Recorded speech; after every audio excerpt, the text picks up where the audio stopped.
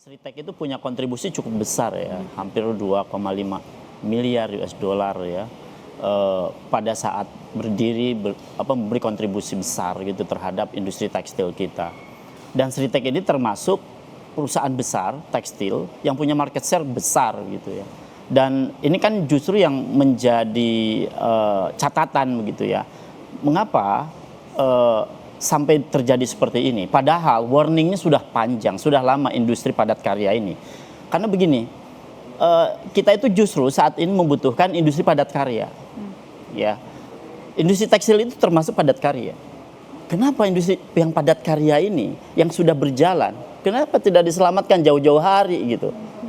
Kita sekarang pemerintah sudah mencoba membuat tool instrumen pertumbuhan ekonomi untuk mendorong lapangan kerja. Ini ada lapangan kerja nih, sebenarnya bisa diselamatkan gitu.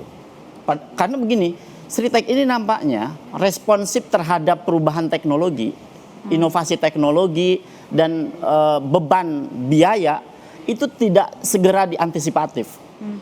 Saya kira maksudnya tidak segera diantisipatif, maksudnya perusahaannya kurang responsif terhadap perubahan teknologi. Tapi terus melakukan pengembangan, kita dengar informasinya. Betul. Dan itu yang juga menjadi salah satu penyebab Sritek ini mengalami kepailitan. Betul.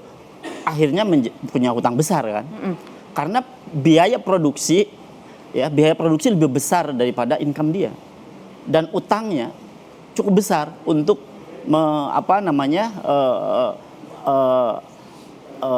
memenuhi kebutuhan produksinya.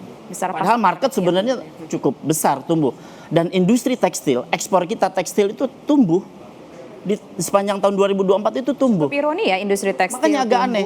Tetapi problemnya mengapa dengan tumbuhnya industri tekstil, utama yang ekspor tekstil, kenapa Sritek tidak diantisipasi padahal punya multiplier effect yang besar? Itu pertanyaan yang mestinya pemerintah ya mencoba melihat gitu ya, karena industri tekstil ini industri yang punya kontribusi besar terhadap industri pengolahan kita, memberikan nilai tambah yang cukup besar.